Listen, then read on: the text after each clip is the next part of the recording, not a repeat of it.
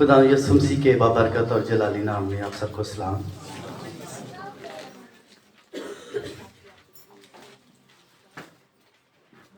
मौसम कैसा है? अच्छा हो गया? Praise God. खुदा का शुक्र हो कि दिन के टाइम में थोड़ी धूप भी निकलती है और रात के टाइम में सर्दी भी होती है, और बड़े अच्छे दिन, क्योंकि इन दिनों में बहुत ज़्यादा ही सर्दी होती थी। धुंध और सर्दी से बुरे हालात होते थे, लेकिन खुदावंद का शुक्र करते हैं कि खुदावंद अपने लोगों को अच्छे अच्छे मौसम अपनी उसकी ज़िंदगी के अंदर दिखाता है, उसको बरकतें देता है। इस बात के लिए हम खुदावंद की शुक्रगुजारी करते हैं। आज जो हमारा मजमून होगा खुदा के कलाम में से, जो हम सीखेंगे, वो है कि खुदा ज़िंदगी बख्शता है। हम सब जानते हैं, खुदा के कलाम में पढ़ते भी हैं कि ये जो ज़िंदगी है डेफिनेट खुदा की तरफ से हमें मिली है। सारी चीज़ें हमारी ज़िंदगी के अंदर जो कुछ भी होती हैं, खुदा उनकी मर्ज़ी उसमें शामिल होती है। लेकिन कुछ चीज़ों को हम अपनी ज़िंदगी के अंदर जो माइनस प्लस करते हैं, वो अपने रवैयों से भी करते हैं। खुदा हमारे सामने हर तरह की चॉइस को रखता है, इंतखाब करने के लिए चीज़ों को हमारे सामने रखता है, और हमें मौका भी देता है कि हम उसमें से क्या चुनते हैं। आज खुदा के कलाम में से ये सब चीज़ें हम सीखेंगे कि खुदा तो हमेशा अपने लोगों को ज़िंदगी देना चाहता है, ज़मीन पर भी और आसमान पर भी। लेकिन खुदा हमारे लिए भी, हमारे आगे भी चॉइस रखता है, हमें भी इंतखाब करने का मौका बख्शता है कि हम उसमें से अपने लिए क्या चुनते हैं। स्वामी खुदा के कलाम में से हम देखेंगे, पुराने अहदनामा में से इस्तशरा की किताब, उसका 30वां बाब और उसकी 19वीं आयत मैं आपके सामने पढ़ूंगा। पुराने अहदनामा में से इस्तशरा की किताब, उसका 30वां बाब, 30 चैप्टर उसका,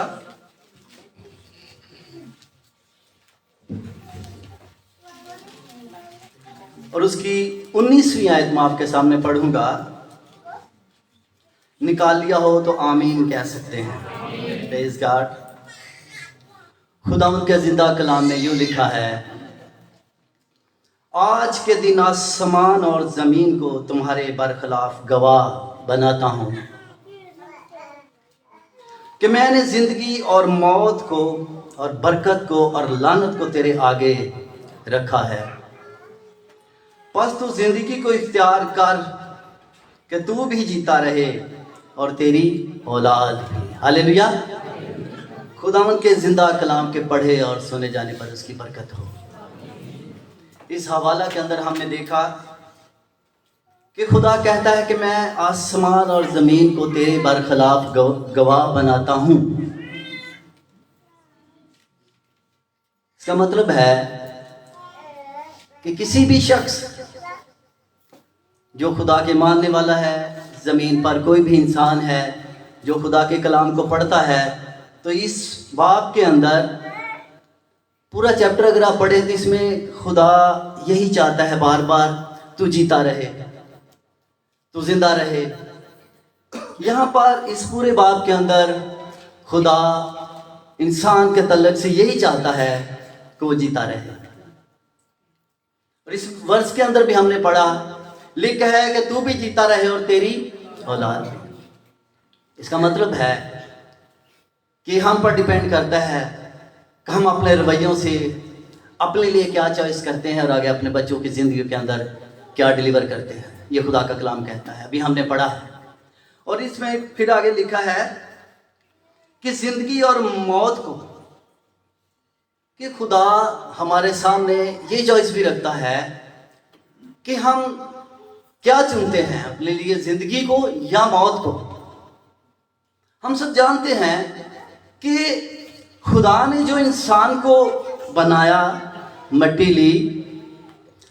खुदा के कलाम में लिखा है कि उसके नथनों में जिंदगी का दम फूंका, कि खुदा ने अपना दम उसके नथनों में फूंका तो इंसान जीती जान हुआ।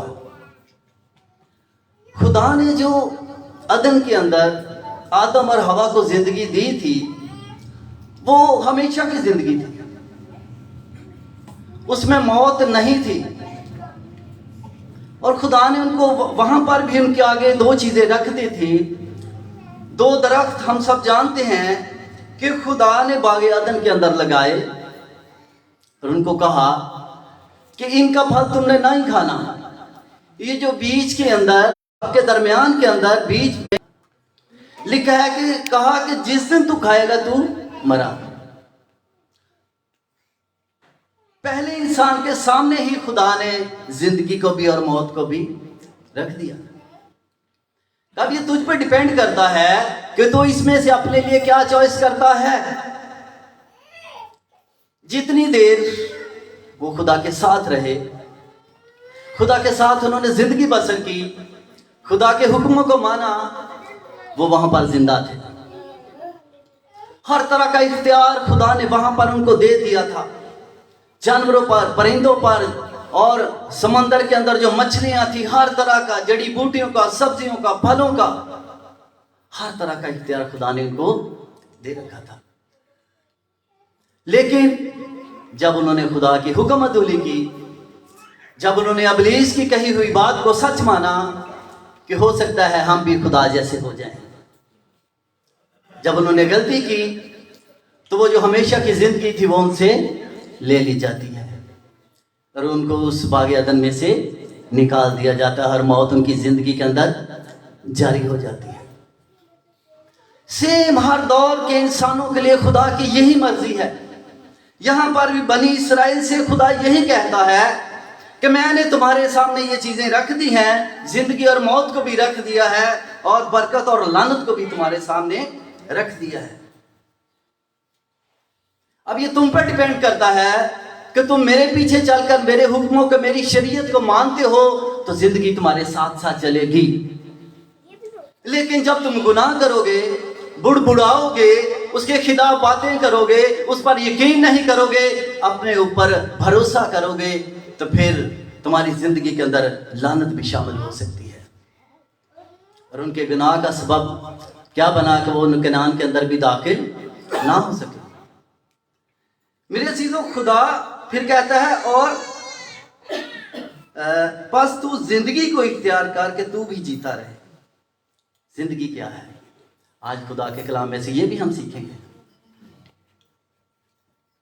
कि कौन सी राहें हमने इख्तियार करनी है जिसके वसीले से हम जीते रहेंगे।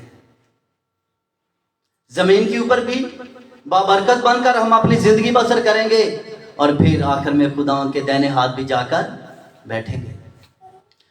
खुदा की अपने लोगों के तलब से यही मर्जी है कि उसके लोग ना सिर्फ जीते रहें बल्कि हमेशा की जिंदगी के अंदर भी वो दाखिल हों।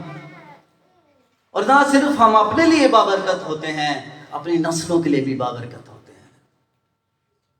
अगर हम चाहते हैं कि हमने ना सिर्फ अपने लिए, अपनी नस्लों के लिए भी बाबरकत होना है, तो फिर हमें खुदा के कलाम के मुताबिक अपनी जिंदगियों को बसर करना पड़ेगा।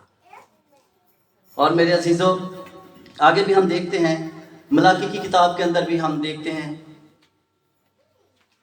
मलाकी की किताब और उसका 3रा बाब,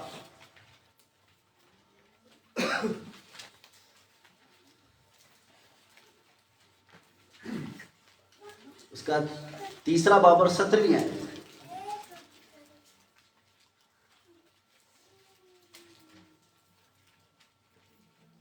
जी, मलाकी की किताब दूसरे अहदनामा में से उसका 3रा बाब और उसकी 17वीं आयत मैं आपके सामने पढ़ूंगा। खुदा के जिंदा कलाम में यूं लिखा है, रब्बुल फ़ौज फरमाता है, उस रोज वो मेरे लोग बल्कि मेरी खास मलकियत होंगे और मैं उन पर ऐसा रहीम हूँगा जैसा बाप अपने खिदमत गुजार बेटे पर होता है। तब तुम रुजू लाओगे और सादक और शरीर में और खुदा की इबादत करने वाले और ना करने वाले में इम्तियाज करोगे। हालेलुया। इस हवाला के अंदर भी हम देखें कि रब्बुल फाज खुदा की मर्जी ये है और खुदा अपने लोगों के लिए कहता है कि तुम उस रोज मेरी खास मलकियत होगे। किस रोज? जब हमारा खुदावंद अपने लोगों को लेने के लिए आएगा। आज भी हम एक दूसरे को उनकी जिंदगियों से, उनके रवैयों से जान सकते हैं कि ये खुदा के साथ किस तरह से चलते हैं। ये एक बाबरकत लोग हैं या खुदा से दूर रहने वाले लोग जो मुसीबतों के अंदर हैं, ये वो लोग हैं। लेकिन खुदा ने इस बात को क्लियर कर दिया है कि उस रोज मेरी खास मलकियत होंगे और मैं उन पर ऐसा रहीम हूँगा कि जैसा एक बाप उस बेटे पर होता है जो उसका खिदमत गुजार बेटा होता है। खुदा की अपने लोगों के तलक से यही मर्जी है कि उसके लोग उसकी खिदमत करने वाले हों, उसके लोग उसके साथ जिंदगी बसर करने वाले हों, उसके लोगों की एक अलग से पहचान होनी चाहिए। वो लोग नजर आने चाहिए कि ये लोग वाकया ही खुदा की मलकियत हैं, खुदा वाकया ही इनके साथ चलता है। खुदा के कलाम के अंदर हमें मिलता है कि खुदा बनी इसराइल के साथ चलता था, दिन में भी उनके साथ रहता था, रात में भी उनके साथ रहता था। वही खुदा है। बल्कि आज हमारी उनसे ज्यादा वैल्यू है क्योंकि खुदा ने हमें अपना बेटा भी दे दिया। खुदा ने अपनी कोई बरकत हमसे बाज नहीं रखी। खुदा ने अपना इकलौता बेटा भी हमें दे दिया जो हर वक्त हमारे साथ मौजूद रहता है। बल्कि अपनी कुदरत जिसके वसीला से सारे काम होते थे, रूहुल कुद्दस भी हमें दे दिया। हालेलुया।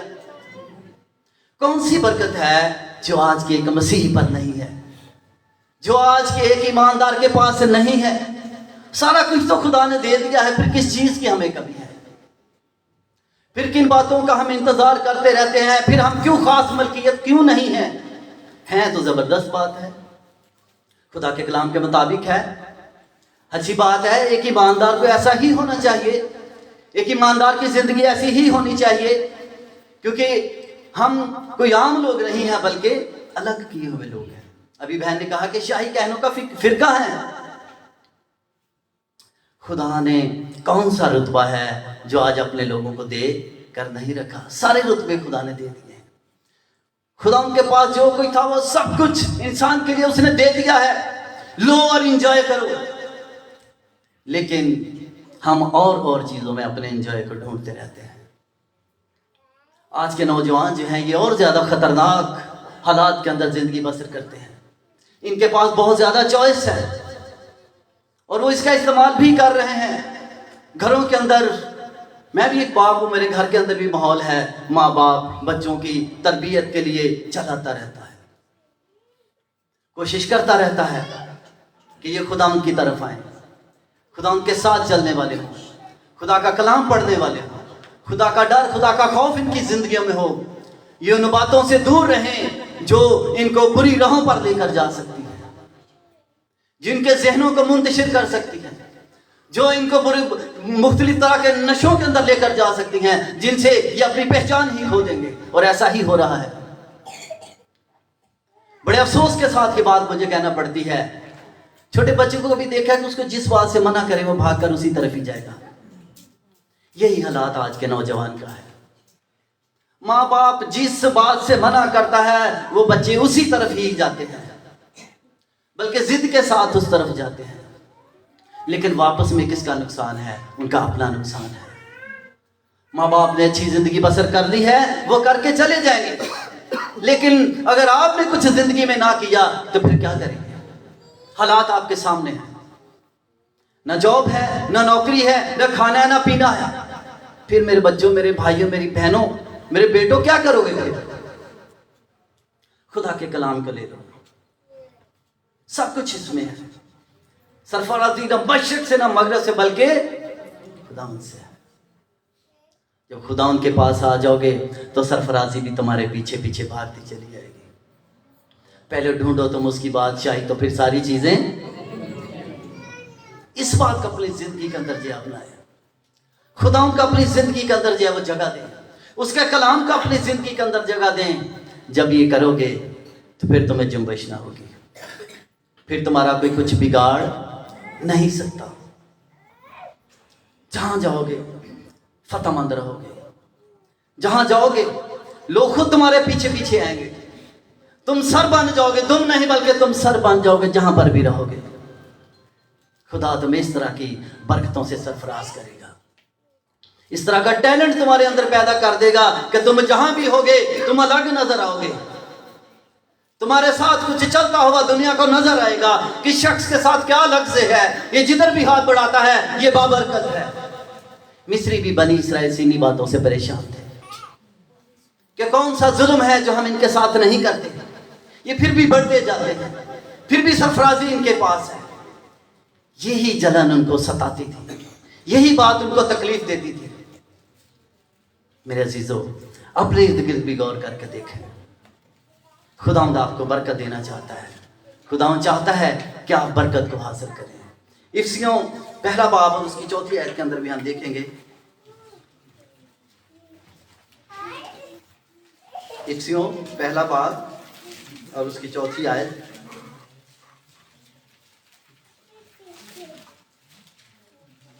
इफ्सियों पहला बाब और उसकी चौथी आयत।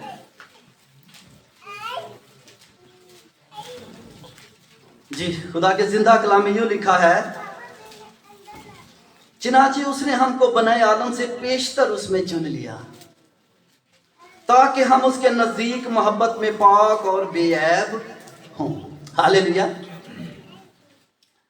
कितनी खूबसूरत वर्स है, कितना जबरदस्त खुदा की तरफ से एक ईमानदार के लिए मैसेज है कि मैंने तुम्हें बनाए आलम से पेशतर।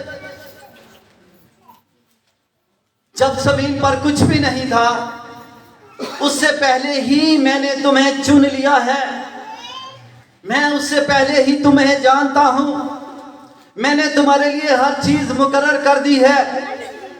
लेकिन ये तुम पर डिपेंड करता है कि तुम अपने लिए क्या चॉइस करते हो। खुदा की मर्जी यही है, खुदा हमसे यही कहता है कि मैंने बनाए आलम से पहले, दुनिया के बनाने से पहले ही मैं तुम्हें जानता हूं, मैंने तुम्हें चुन लिया था, मैंने तुम्हारे लिए चीजें मुकर्रर कर दी थी। और खुदा की मुकर्रर की हुई चीजें बाबरकत होती हैं, उसमें इंसान के लिए बरकत ही बरकत, सरफराजी ही सरफराजी है, फतेहमंदी ही फतेहमंदी है। तो जहां भी होगा फतेहमंद होगा। लेकिन हम अपने रवैयों से अपनी बरकतों को खो देते हैं।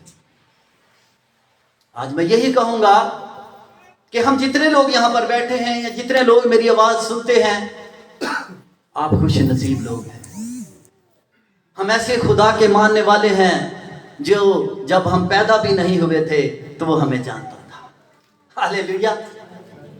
कैसा जबरदस्त हमारा खुदावंद है, कैसा जोरावर हमारा खुदावंद है, कैसा कुदरत से भरा हुआ हमारा खुदावंद है। उस कुदरत का अंदाजा लगाएं कि जब हम दुनिया में मौजूद भी नहीं थे और वो हमें जानता था। Praise God. कैसी जबरदस्त जो है वो तालीम है, मैसेज है, कैसी कुदरत वाला हमारे पास खुदावंद है। और खुदा चाहता है कि तुम मोहब्बत से भरे हुए और पाक हो।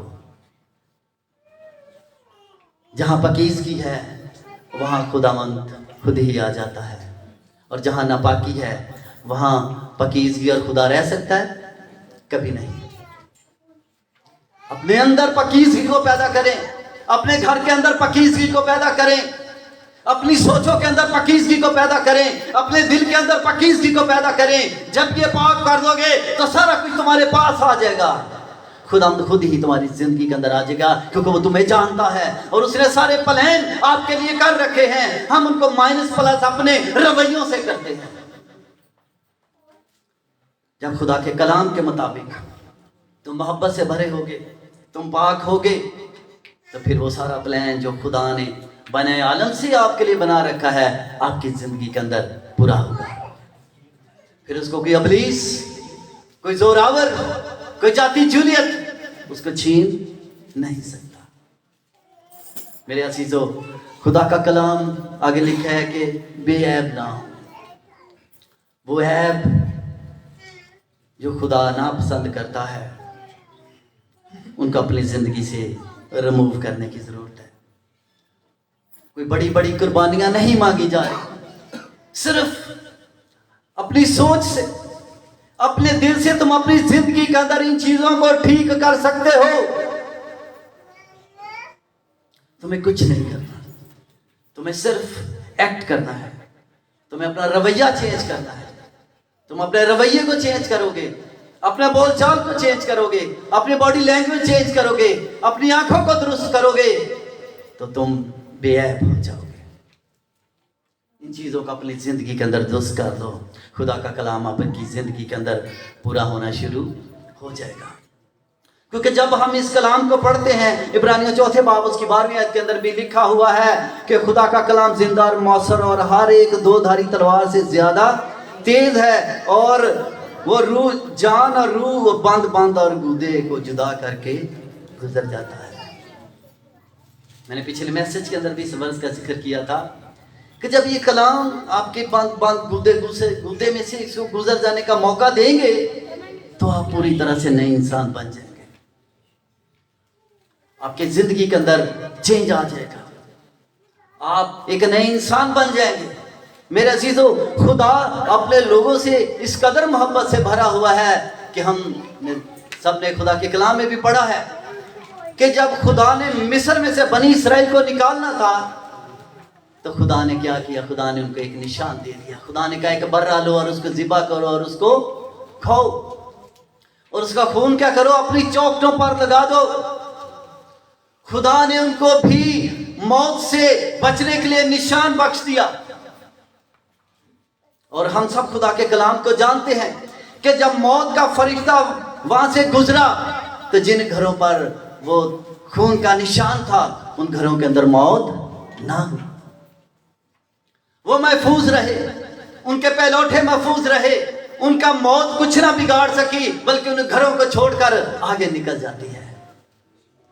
लेकिन वो लोग जिन्होंने खुदा को कबूल ना किया, 10 आफतें उन पर इसीलिए भेजी गई थी कि हो सकता है कोई इस बात को जाने कि मैं खुदा हूं। खुदा ने उनको समझाने के लिए वहां पर आफतें भी भेजी कि ये तौबा कर दें, ये भी मेरे पास आ जाए, लेकिन उन्होंने ऐसा ना किया, बल्कि खुदा के लोगों पर और ज्यादा जुल्म करते थे। और फिर क्या हुआ? जब खुदा को नहीं माना, जब खुदा को नहीं जाना, तो फिर सबके पहलौठे मर जाते हैं। मौत उन जिंदगियों के अंदर, उन घरों के अंदर दाखिल हो जाती है, क्योंकि उन्होंने खुदा को रद्द कर दिया। इतना कुछ उनके शहरों के अंदर हो रहा था, पूरा दरिया जो है खून का हो जाता है। मच्छर ढेरों ढेर कहां पता नहीं कहां से आ जाते हैं, गोलों के गोल। मेंढक कहां से कितने आ जाते हैं, वहां पर गोलों के गोल आ जाते हैं, जहां पर वो जाते हैं मेंढक होते हैं। और खुदा जब जाता है वहां से वो रिमूव भी हो जाते हैं।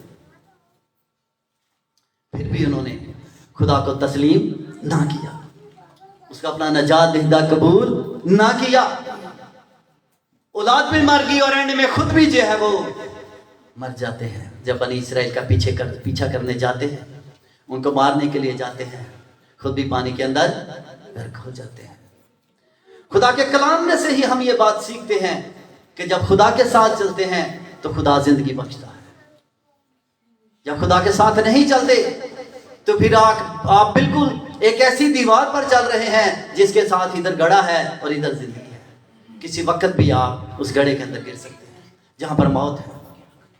फिर देर हो जाती है, फिर वक्त नहीं रहता, फिर इंसान सोचता है कि मैं ये कर लेता तो अच्छा था, मैंने अपनी जिंदगी में ये क्यों ना किया। लेकिन फिर वक्त गुजर जाता है। यही मिस्रियों के साथ हुआ।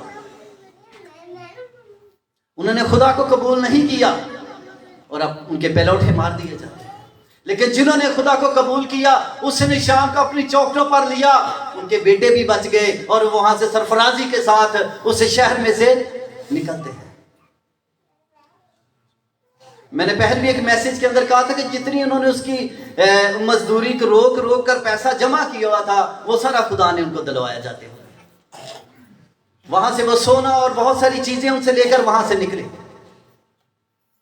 खुदा ने उनकी जो बरकत उन्होंने रोकी हुई थी वो भी उनकी जिंदगी के अंदर जारी कर दी। जब आप खुदा के साथ चलते हैं, जब उसके साथ जिंदगी बसर करते हैं, तो फिर कोई आपकी बरकत नहीं रोक सकता। वो कितना ही जोरावर क्यों ना हो, वो कितने ही बड़े ओहदे पर क्यों ना हो, वो आपकी सरफराजी नहीं रोक सकता।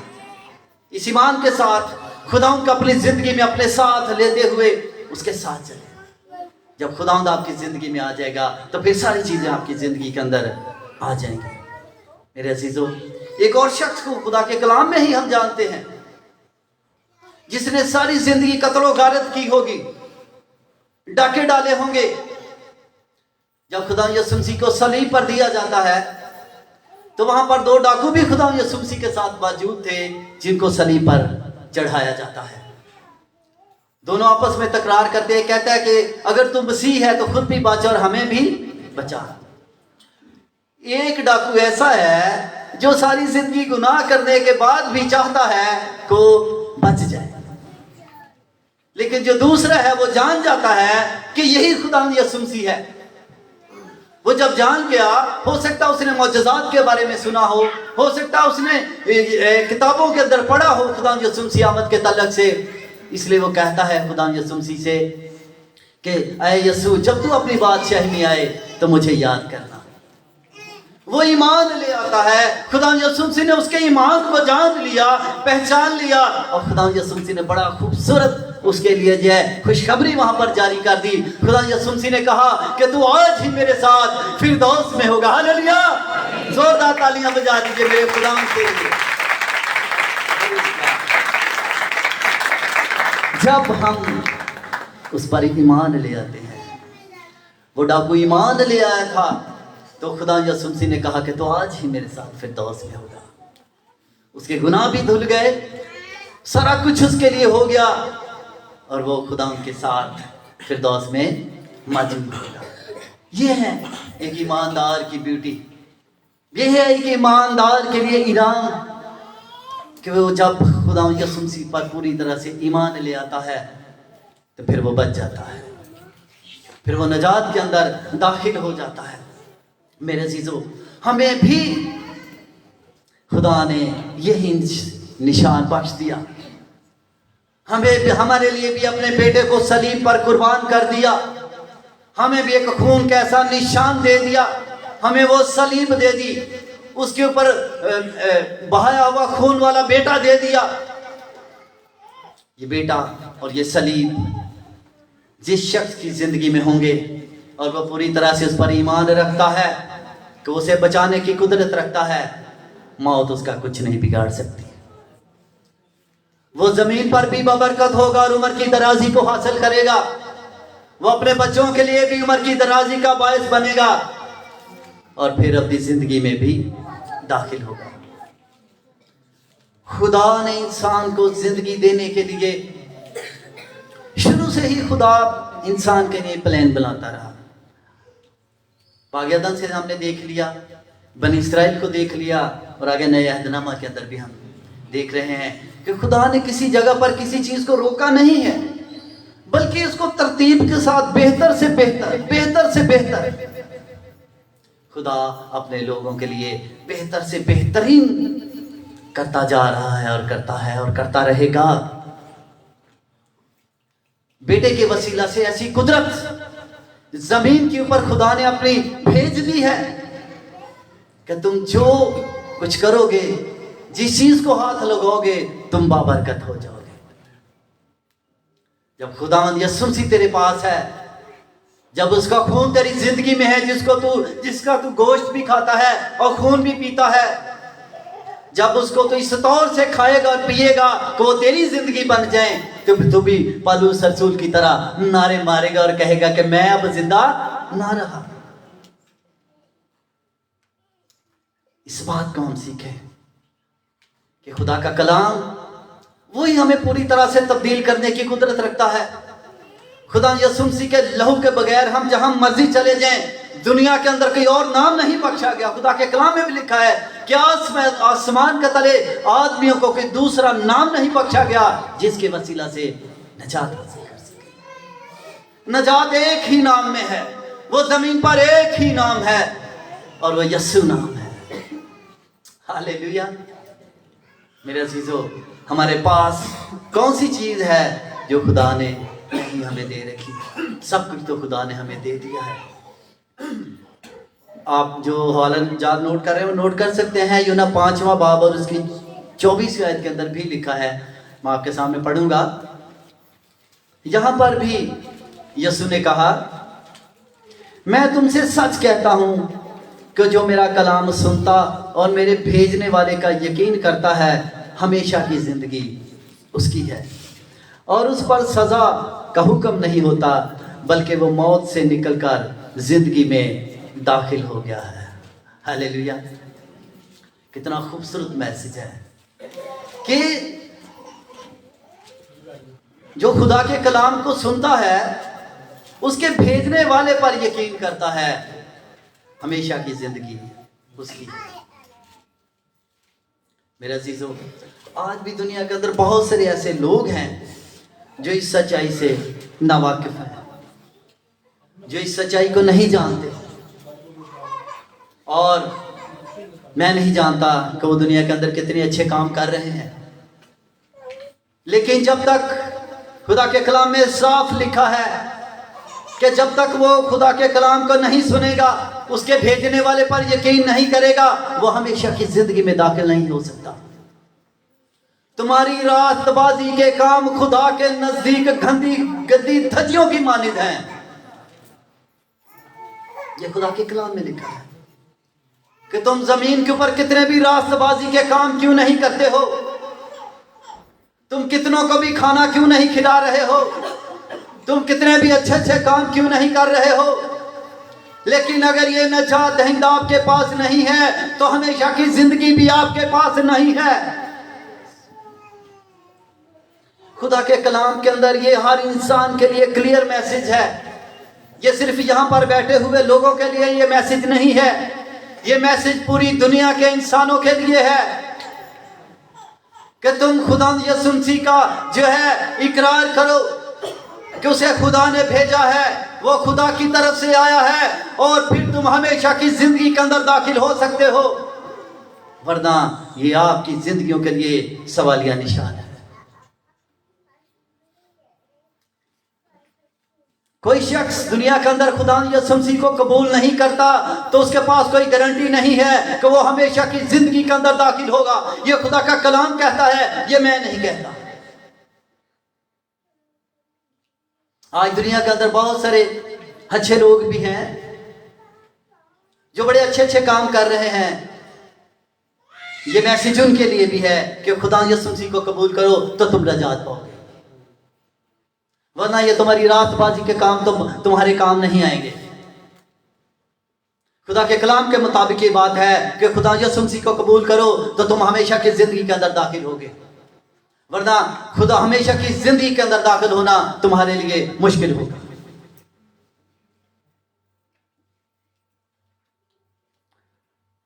मौत फिर हमेशा की मौत होगी, फिर कि वहां से बचा नहीं सकेगा। जमीन के ऊपर ही तुम्हारे पास वक्त है। जो खुदा यीशु मसीह को कबूल करते हैं, साफ लिखा है खुदा के कलाम में कि उन पर सजा का हुक्म नहीं होगा।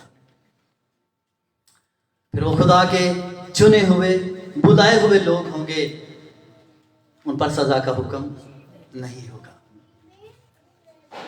आज का मैसेज यही है कि हमने उस जिंदगी को अपनी जिंदगी के अंदर अपनाए जो खुदा की तरफ से हमें दी हुई हो। अपने जोर से नहीं, अपनी कुव्वत से नहीं। इब्लीस भी जो है वो लोगों को संभालता है, उभारता है, लेकिन जो खुदा की तरफ से जिंदगी है वो बाबरकत होगी। फिर आप भी जिंदगी पाएंगे और आपकी औलाद भी जिंदगी पाएगी। आज का मैसेज हमारे लिए यही है कि अभी तक अगर हमने इस नजात दहिंदा खुदा यसुम मसीह को अपनी ज़िंदगी में कबूल नहीं किया तो इसको कबूल करें, इसको जानें, इसको समझें।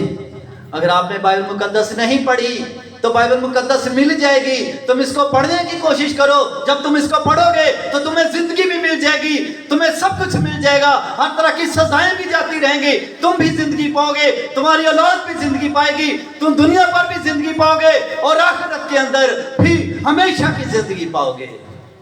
Hallelujah, praise God. आज का यही मैसेज है हमारे लिए। खुदावंद आप सबको बड़ी बरकत दे।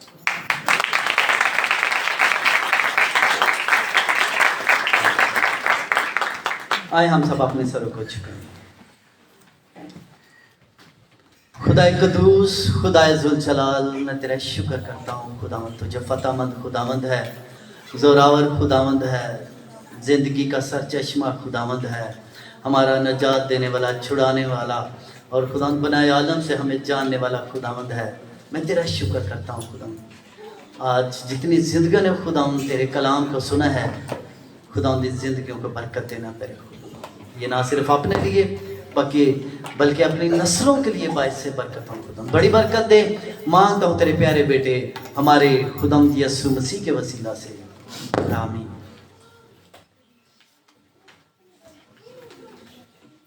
हालेलुया। आइए खुदावंद के कलाम के लिए और खुदावंद के खादिम के लिए जोरदार तालियां।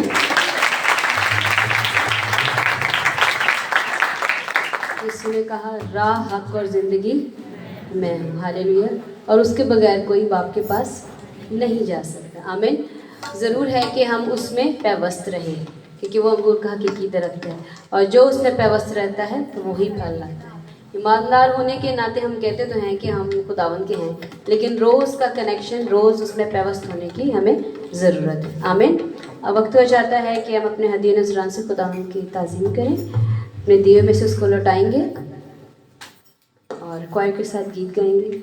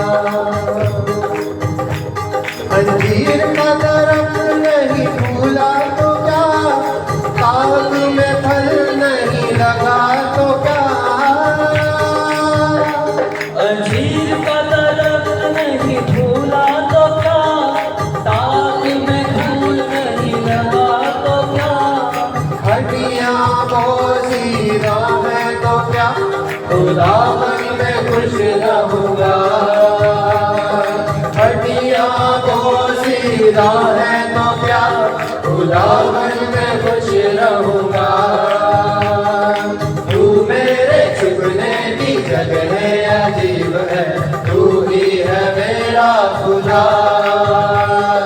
तू मेरे छुपने की जगह अजीब है, तू ही है मेरा खुदा।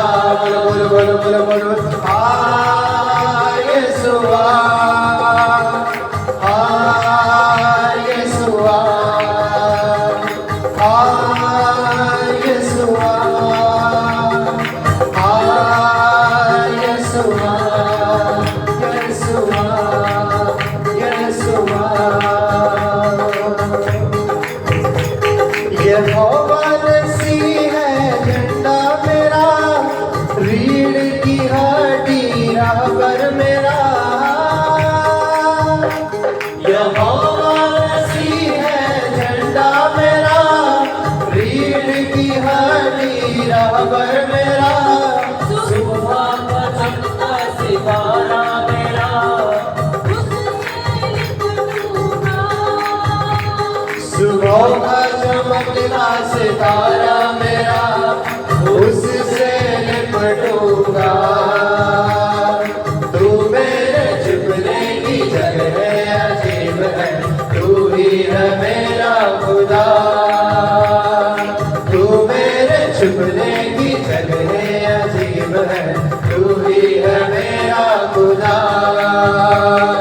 हाँ यीशुआ,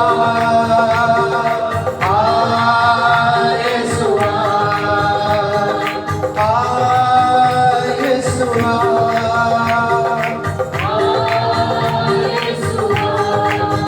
यीशुआ,